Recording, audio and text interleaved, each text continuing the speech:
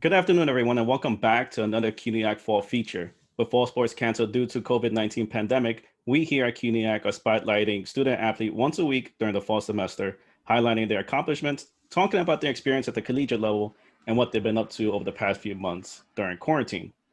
I'm your host, Eldridge Chavez, and you can catch the CUNYAC Fall Feature every Friday here on our website, cunyathletics.com, and our YouTube channel, CUNY Athletics, as well as on our social media feeds by searching CUNY Athletics. If you missed our last feature with John J. Bloodhound, Jacqueline Perez, go give it a watch. We spoke about the Bloodhounds' run to their first CUNYAC Women's Soccer Championship, her time interning in the Dominican Republic, as well as her time interning here in the United Nations. But with me today, I have the opportunity to sit with such a young, bright woman. She's a silver medalist winner at the 2019 Indoor Track and Field Medley Relay, received bronze medal at the 2019 CUNYAC Cross Country Championship. She's a world traveler. She's a recipient of the United States Track and Field Coaches Cross Country Coaches Association All Academic Team from Lehman College, also my alma mater. Please welcome the Lehman Lightning, Angela Veras. Angela, good morning. Thank you so much for being here with me. Good morning. Where's the morning? Is it morning? Afternoon. Close enough. Good afternoon. Well, thank you again. Thank you so much for being here. I really do appreciate it, and you taking the time out and sitting and having this conversation with me. I love this. I love seeing anyone else besides my family. I love my family, but it's just the same people over and over again. Yeah. So let me just start off. Why Lehman College? Why did you decide to study there? It's right there. I mean, that wasn't like the only criteria, but it's so close to where I live that I was like, perfect. So it was always on my mind as I went through, like you had to apply to a lot of colleges. So, but the whole time I was like, if I end up at Lehman, it'll be fine. Okay. And then I really what drove me there, like this whole time I had it there as a safety, but then I got into the Macaulay Honors Program. And I was like, I have to go now. I have to go. And my mom is also, she goes to Lehman College. So she was a big influence. She's like, oh, nice. You have to go. Yeah. So. That's awesome. Great reasons. And the fact that your mom is there, you kind of, just followed on those footsteps. And so that's a great thing. Big footsteps to fill. She's really good in college, but we're gonna try to at least get close to her. Yeah. I mean, you're a Macaulay Honors student. I think that's, you're setting the bridge, there already. So. We could talk about that for a quick second. What was that process like? Like, I know students have to apply. So what was that like? And I know they offer specific services. So any service you want to take advantage of? Well, to start out with the first part of the question, it was nerve-wracking. Yeah. My school wanted me to do other programs. Like they wanted me to do Questbridge, Posse. And I'm telling you, I met a representative from the Macaulay Honors College in 10th grade. And I was like, I love this. I love the entire idea of it. I want to do this. So I said no to like every other program, to be honest. It was really challenging. I have the, what they call when you don't believe that you should get into something. Mm-hmm. So like my parents were like, no, you can do this. And I was like, no, I can't. Yeah. There's no way I'm going to get in. So it's just a little nerve wracking, like for my part.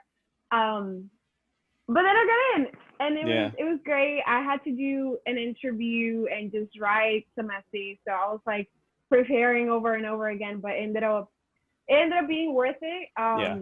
Because I think really my interview saved me. And I got in and I definitely don't regret saying no to like every other program. Yeah. As for part of the service, to be honest, like COVID is really ruining a lot of things. Like my freshman year, I took the time to just kind of get through the wave of college, just keep like not add into. I mean, I already had track, which was enough with our 3-hour practices. So I was like, you know what, I'm gonna hold back a little bit on doing other things. So now some of my friends are in the clubs that Macaulay Sensors offers.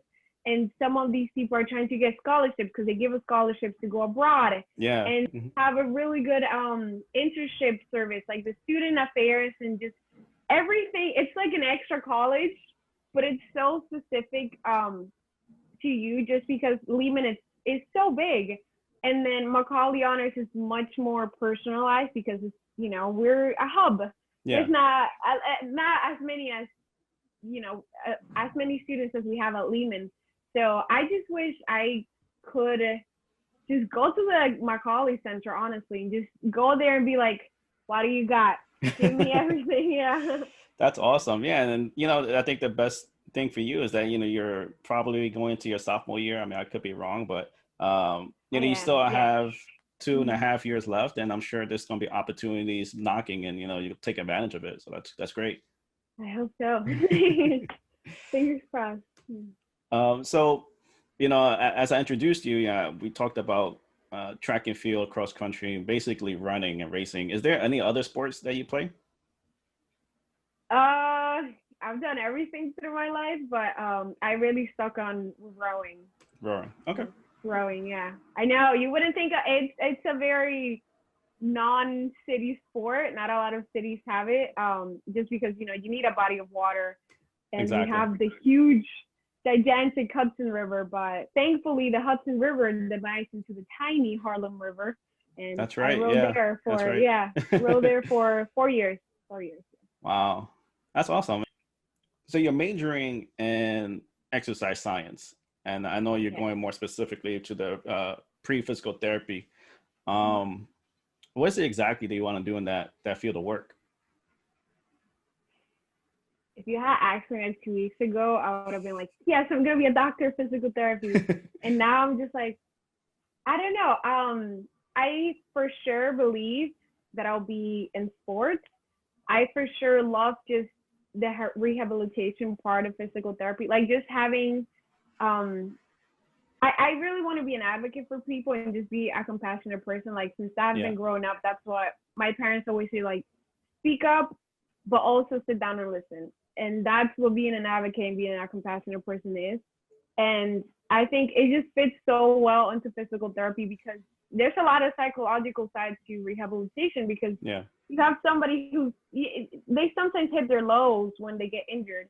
And then I also clearly love exercising. Otherwise I wouldn't do track because it's so hard.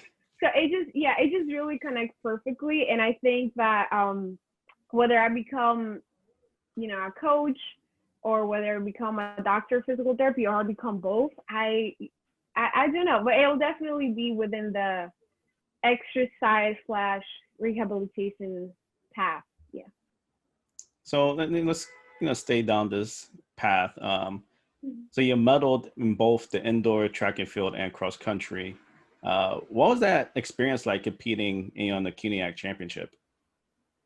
So I medaled in the indoor track and field, and then for cross country we got third place as a team. Yeah. So we got a nice trophy.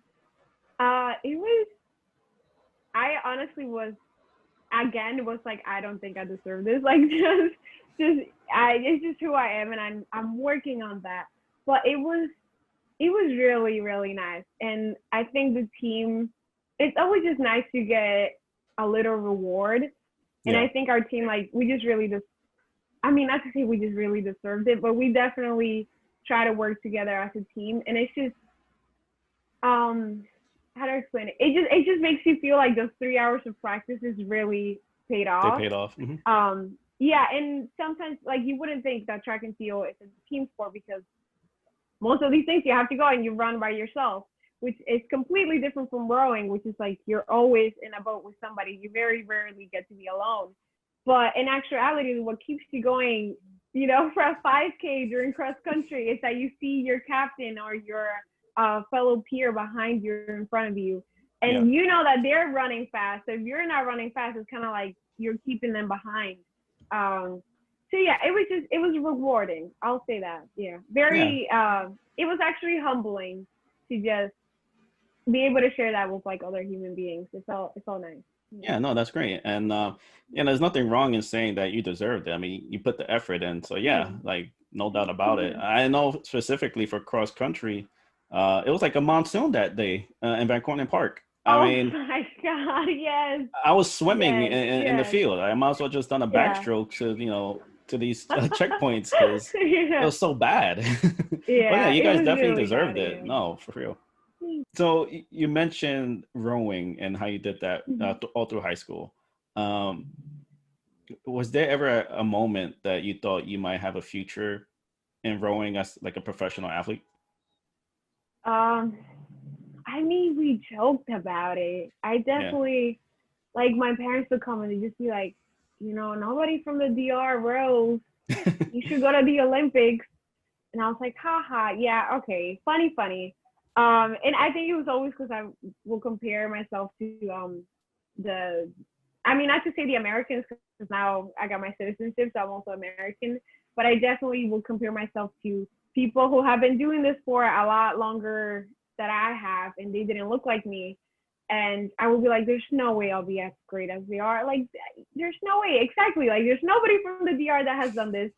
I don't think I'm gonna be the one. And I also, yeah, I just thought it was a joke. And then now I'm generally, I got into college and did track, and it was really, really hard. Not gonna lie to you, at points it felt harder than rowing. Yeah. And it really pushed me to limits that I didn't even know that I had. And it made me faster at rowing too, because to be a good rower, you gotta be a good runner. Runner, yeah. Yeah.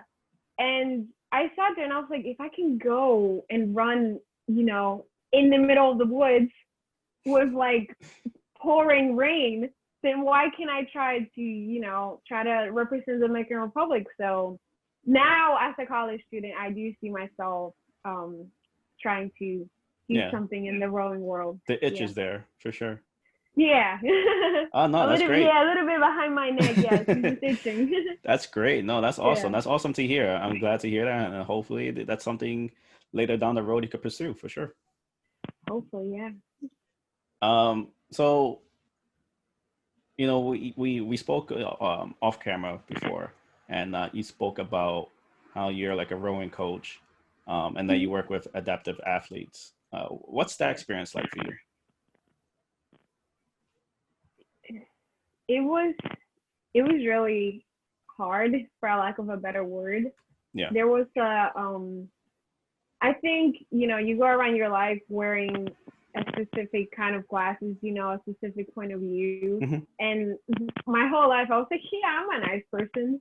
And then you have to, I will go with my athletes and notice like things that I was saying. I was like, oh, I probably shouldn't have said that. Or it was just a big, it's an eye-opening learning curve. Yeah, it was a big learning curve. And I think that it was just worth it. It really was just worth it, because a lot of people are intimidated by things they don't know, especially with something like adaptive sports, where, at least for me, I really didn't want to offend anyone or make anyone believe that because, they were in a wheelchair, they couldn't do the same thing that I was doing. So I always was like threading lightly, kind of walking on my tippy toes. But it was just so worth it. Like, I feel like it's in such an underrated community, just a welcoming. And like I'm telling you, you walk into any sport that has adaptive anything, it's a different energy, just so welcoming. And you just feel at home right away. And I think that's something that, even as beautiful as being a track team is, and as beautiful as being in a rowing team for 5 years, like, the experience was totally different when I walked in and I had to coach people who are disabled, because they just have this not everybody, but it's definitely a different perspective than an able-bodied person has. Yeah, it's worth it. People should do it. Yeah. No, that's awesome. Definitely here at CUNYAC, we're all for that adaptive sports. Yes. I think recently you need a rowing coach. Doing a little plug, yeah. I think recently I think we might have struck a deal. I might be speaking out of terms. I don't want to give the wrong information, but for sure, we're definitely steering in that direction, especially with wheelchair basketball. Yeah. I think back at the men's basketball championship, we had a halftime show. With the wheelchair basketball teams, playing for about I think it was maybe 5 minutes, give or take. And it was awesome to see. And, they're definitely putting 110% during those 5 minutes. And like you said, it's definitely an eye-opening experience to not necessarily Mhm. kind of to say, oh, I take it for granted. You know, we're able Yeah. and to perform these tasks, playing basketball Mhm. or whatever case may be, and to see Yeah. someone who, you know, is going through such adversities and like, who cares? I got this. Let me take this Right. 3-point shot. It Yeah. doesn't matter. That's awesome. Yeah. I highly, highly recommend watching the documentary Rising Phoenix Okay. on Netflix. And my God, would it show you it's not the end of the world. Like a disability is definitely not the end of the world. Yeah, definitely. Yeah. I'll definitely check that out. Well, I mean, we're not sponsored by Netflix, but Netflix, if you're watching, you're come But across this, hey man, come and sponsor us. There'll be we definitely won't say no on that one. yeah. um, Yeah. so you know, I also read that in high school, you know, you traveled to Costa Rica, you traveled to China, but for specific reasons. Yeah. Mhm. Why? How did you end up going to these foreign countries? Um, they were for, as you said, completely different reasons. I went to Costa Rica in 10th grade. I did it through a program that focused on biodiversity and conservation. So I really just went in there to see some nature, and it ended up being way more than that. It was honestly just learning about biodiversity conservation is something that everybody needs to learn. I think humans, not to sound like a mom, but we really are stuck on our phones and we forget like there's beautiful, beautiful places out there. Yeah.